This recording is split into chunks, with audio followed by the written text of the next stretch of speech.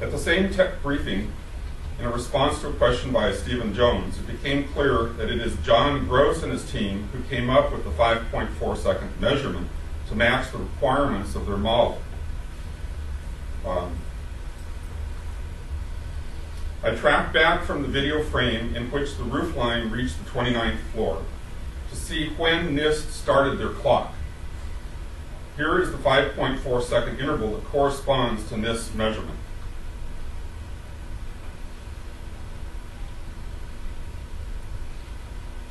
So this was exactly the 5.4 second interval here. Okay. Now, it's a little bit clearer if you go backwards, and notice when this reaches about the horizon here, notice when you would start the clock if you wanted to do an honest timing of the descent of the building. And notice when they started the clock. That's the 5.4 second timing starting then, as you can see. I mean, would you want John Gross timing your child's race at a high school track meet? The only justification I can see for choosing the start time they did is because it yields a 5.4 second collapse time to match their prediction of their computer model. Whatever the rationale for measuring that particular start time, measuring from that particular start time, applying the constant acceleration formula to the entire interval is clearly erroneous. Measuring only the start and stop time is itself grossly inappropriate when there is any question of the uniformity of the motion. The appropriate method is to measure position versus time throughout the motion. Given that NIST knows what they're doing, we would be justified in calling their methodology fraudulent. Fraudulent behavior in this context constitutes participation in a criminal cover-up. Our calculation was based on the amount of time from the top of the parapet to fall till it disappeared from view between the two buildings seen in the video.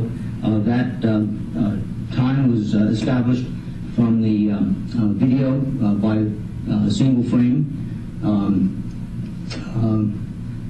search of the time, so that was down to 1/30th of a second, and then we did the same thing for when the top of the parapet disappeared. We found that that time to be 5.4 seconds. Got this a little out of order, sorry about that. That should have come a second ago. All right. The appropriate method, okay, got that. All right. In November 2008, that's last November, NIST released their final version of their WTC7 report. Much to the surprise of everyone in the 9/11 Truth community, they revised their analysis of the collapse.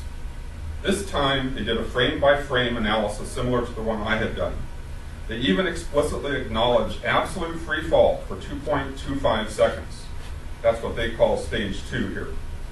By the way, my measurement was of the northwest corner of the building. Their measurement was for a point near the middle that sagged a little before the building cut loose into a complete free fall, which accounts for the difference in timing, the slight difference. Also, their graph is upside down relative to mine, but that's really not an issue. Mysteriously, the fiction of a 5.4 second collapse interval is retained in the final report. This time it is described as a 3-stage collapse sequence whose total duration is 5.4 seconds. In stage 1, the roof is nearly stationary, as you saw earlier.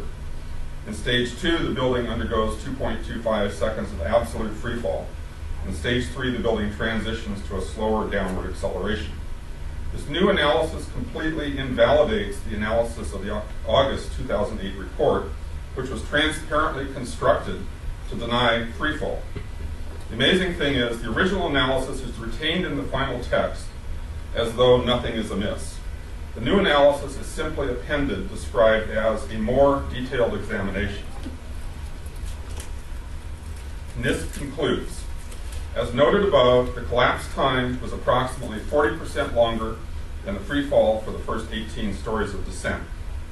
The detailed analysis shows that this increased time is due primarily to stage 1, the 3 stages of collapse progression described above are consistent with the results of the global collapse analysis discussed in Chapter 12 of NIST NC Star 1-9. That's it. You can read NC Star 1-9, but it sheds no new light on the situation. Out of all this, we can conclude that a period of free fall or something over 2 seconds, equivalent to about 100 feet or 8 stories, can now be considered an uncontested fact. The implications are huge. In Shyam Sundar's own words, a free fall time would be an object that has no structural components below it. There was structural resistance that was provided in this particular case, and you had a sequence of structural failures that had to take place, and everything was not instantaneous. A free-falling object is converting all of its potential energy into kinetic energy. Therefore, none of its energy is available to do any work on the underlying structure. Any work done along the way must be subtracted from the kinetic energy, which would slow the fall. This is a known controlled demolition, by the way. Even a weakened structure requires energy to demolish it. That's why NIST initially denied free fall. Ordinary controlled demolitions fall significantly slower than free fall because the falling section of the building is allowed to do work by crushing the remaining structure.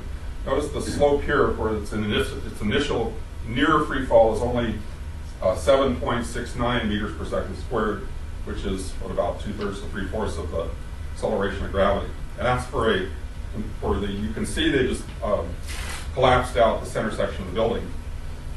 Okay. I know. Ordinarily controlled demolitions fall significantly slower than free fall because the falling section of the building is allowed to do work by crushing the remaining structure. In the case of WTC-7, they did not do this.